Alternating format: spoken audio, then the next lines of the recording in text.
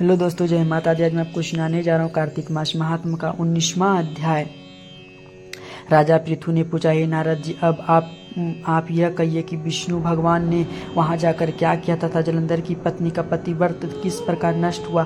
नारद जी बोले, जलंधर के नगर में जाकर विष्णु जी ने उनकी पतिव्रता स्त्री वृंदा का पतिव्रत भंग करने का विचार किया। वे उसके नगर में उद्यान में जाकर ठहर गए और रात में उनको स्वप्न दिया। वह भगवान विष्णु की माया और विचित्र कार्य पद्धति थी और उसकी माया द्वारा जब वृंदा ने रात में स्वप्न देखा कि उसका पति नग्न होकर सिर पर तेल लगाए हुए महिष पर चढ़ा है, वह काले रंग के फूलों की माला पहने हुए तथा उनके चारों हिंसक जीव है, उनके चारों ओर हिंसक जीव है, वह सिर मुड़ाए हुए अंधकार में दक्षिण दिशा की ओर जा रहे। उसने नगर को अपने साथ समुद्र में डूबा हुआ इत्यादि बहुत से स्वप्न देखे। तत्कालीन वह स्वप्न का विचार करने लगी। इतने में उसने सूर्यदेव को उदय होते हुए देख तो सूर्य में उसे एक छिद्र दिखाई दिया तथा वह कांतिहीन था। उसे अपने अनिष्ट जाना वह भयभीत हो रोती हुई छज्जे अटारी तथा भूमि कहीं भी शांति को प्राप्त न हुई। फिर अब अपनी दो सखियों के साथ उपवन में गई, वहां भी उसे शांति नहीं मिली। फिर वह जंगल में निकल गई, वहां उसने सिंह के समान दो भयंकर राक्षस को देखा, जिससे वह भयभीत हो भागने लगी। उसी क्षण उसके समक्ष अपने शिष्य सहित शांति मौनी तपस्वी वहां आ गया। भयभीत वृंदा उसके गले में अपना हाथ डाल उससे रक्षा की याचना करने लगी। मुनि ने अपनी एक ही हुंकार से उन राक्षसों को भगा दिया।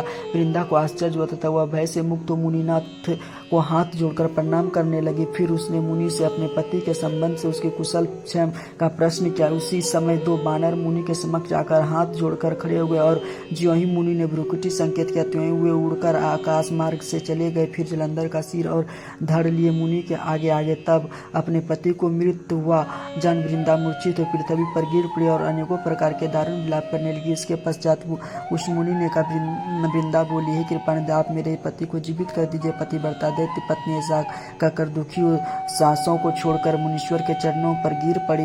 मुनीश्वर ने कहा, यह शिवजी द्वारा युद्ध में मारा गया जीवित नहीं हो सकता, क्योंकि जिसे भगवान शिव मार देते वह कभी जीवित नहीं हो सकता, परंतु शरणागत की रक्षा करना सनातन धर्म है। इसी प्रकार कृपा कर मैं इसे जिलाई देता हूँ। नारद जी ने आगे कहा, वह मुनि साक्षात विष्णु ही थे जिन्होंने यह सब माया फैला रखी थी। तब वह वृंदा के पति को जीवित करके अंतर्ध्यान हो गया।